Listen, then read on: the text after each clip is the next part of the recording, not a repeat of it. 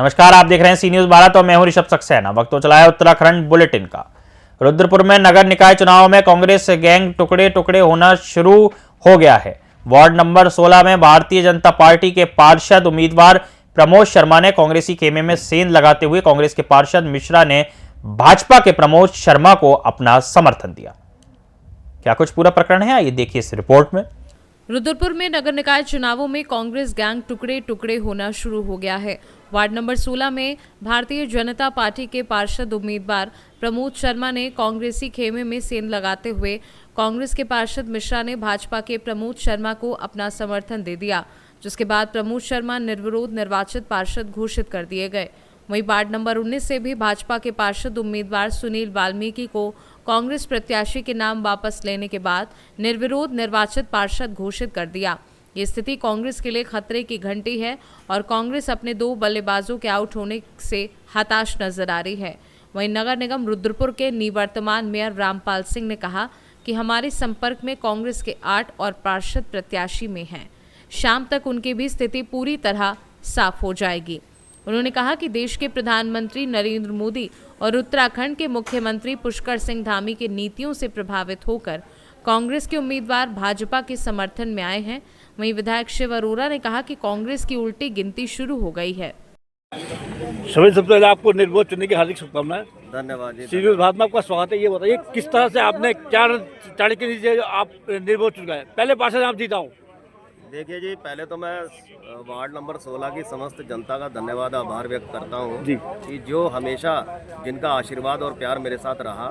रही बात मिश्रा जी के नामांकन वापस लेने की, वो मेरे बड़े भाई हैं। उनका एक ही कहना था कि एक तो जो पिछले 5 वर्ष का जो कार्य, क्योंकि कोई भी काम उन्होंने मेरे को बोला, चाहे वो मेरे खिलाफ चुनाव लड़े थे, लेकिन हमारे बीच में कोई भी ऐसी व्यक्तिगत दूरियां नहीं रहीं। पूरे 5 वर्ष हमने मिलकर एक दूसरे के साथ खड़े होकर काम किया, उससे भी वो प्रभावित थे। और दूसरा, बड़े भाई विकास शर्मा जी चूँकि उन्हीं के गांव से रहने वाले हैं, एक दूसरे के पड़ोसी हैं, तो उनको लगा कि कहीं ना कहीं मैं यदि चुनाव लड़ूंगा तो अपने गांव के खिलाफ जा रहा हूं। तो इस चीज़ को देखते हुए उन्होंने अपना नामांकन वापस लिया। अच्छा, कांग्रेस को क्या संदेश देंगे आप? कांग्रेस का जो सुपड़ा साफ हो रहा है, क्या कहना आपका इस बार?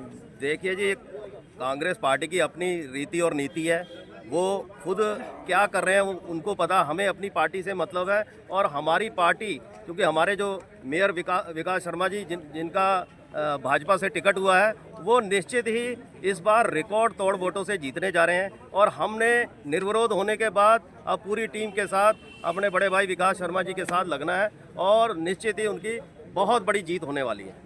क्या कहेंगे? 2 पार्षद निर्विरोध भाजपा के, अभी ये आगाज है कांग्रेस को खत्म करने अभी का। तो ये आगाज है जी। और हमारे लगभग 8 कांग्रेस के पार्षद ऐसे और हमारे टच में हैं जी, जो आदरणीय नरेंद्र भाई मोदी जी और हमारे पुष्कर सिंह धामी जी की नीतियों से प्रभावित हैं और भाजपा की प्रचंड लहर चल रही है। और भाजपा ने एक ऐसा चेहरा मेयर के रूप में दिया है, एक साफ सुथरी छवि और जुझारू और नौजवान चेहरा है, तो उसको आकर्षित होकर और हमारी नीतियों से आकर्षित होकर और नगर निगम ने जो पहले काम किए हैं, जैसे टंचिंग ग्राउंड, कूड़े का ढेर साफ किया है, तमाम तरीके के जो काम हुए हैं, उसको देखते हुए सब लोग भाजपा की तरफ आकर्षित हैं। और लगभग 8 और ऐसे शाम 5 बजे होते होते लगभग 8 ऐसे और पार्षद होंगे जो कि भारतीय जनता पार्टी का दामन थाम चुके होंगे। और ये इलेक्शन होने से पहले ये मान के चलिए, ये भारतीय जनता पार्टी का मेयर निर्वाचित हो चुका है। जिस तरह की लहर, जिस तरह का रुझान और जिस तरह से लोगों का मन बनाया हुआ है लोगों ने और लोगों का जो प्यार मिल रहा है हमें, उसे निश्चित रूप से भारतीय जनता पार्टी का मेयर आने वाले समय में निश्चित रूप से। मेरे साथ एक सवाल था कि क्या कांग्रेस का सुपड़ा इससे लोग नाम चुनाव में साफ हो जाएगा? बिल्कुल। ये मुझे लग रहा है ये चुनाव एक ऐसा चुनाव है जिसमें कांग्रेस की अब सफाई होने वाली है। जो हम कांग्रेस मुक्त भारत की बात करते हैं, तो कांग्रेस मुक्त रुद्रपुर अब इन चुनावों के बाद में हो जाएगा।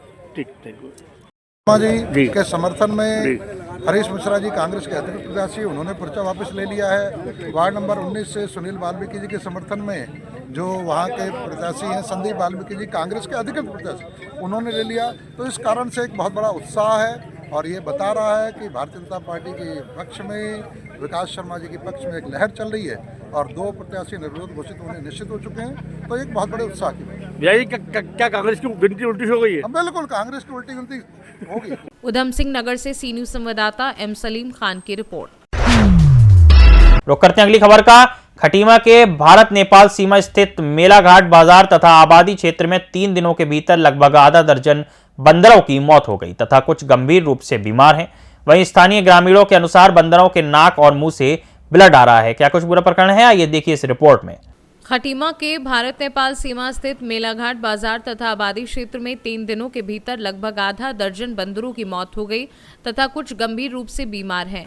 वहीं स्थानीय ग्रामीणों के अनुसार बंदरों के नाक और मुंह से ब्लड आ रहा था तथा बंदर लड़खड़ा कर गिर रहे हैं और मौत हो जा रही है। वहीं एसडीओ वन विभाग संचिता वर्मा ने बताया कि मेलाघाट क्षेत्र में कुछ बंदरों के मौत होने और बीमार होने की सूचना पर स्थानीय पशु चिकित्सा अधिकारी के साथ मौके का निरीक्षण किया गया, जहां प्रथम दृष्टया मामला संदिग्ध पाया गया। उन्होंने कहा कि मृत पाए गए बंदरों का पशु चिकित्सा अधिकारी के एक पैनल द्वारा पोस्टमार्टम की कार्यवाही की जा रही है, जिसका सैंपल उच्च स्तरीय जांच हेतु भेजा जाएगा।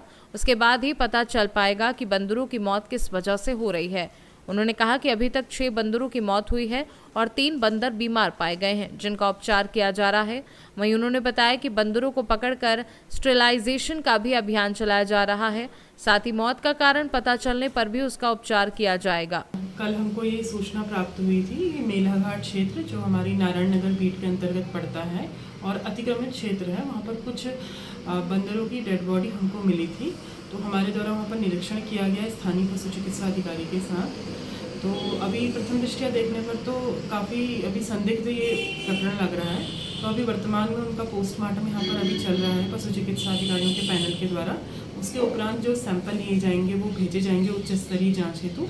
उसके बाद ही स्थिति स्पष्ट हो पाएगी कि इनकी मृत्यु किस कारण से हुई है। 6 बंदरों की मृत्यु हुई है जिनकी बॉडी हमको मिली है। अभी हमने वहाँ पर अभियान चलाया था, पूरे रेडियल गश्त भी वहाँ पर करवाई गई और 3 बंदर अभी बीमार वहाँ पर पाए गए हैं। तो हमारा द्वारा उनका उपचार किया जा रहा है संबंधित पशु चिकित्सा अधिकारी के साथ। फिर उपचार आगे की प्रक्रिया अपनाई जाएगी और अभी हमारा यहाँ पर बंदरों को पकड़कर स्टेरिलाइजेशन करने का भी जो प्रोग्राम है वो भी अभी चल रहा है।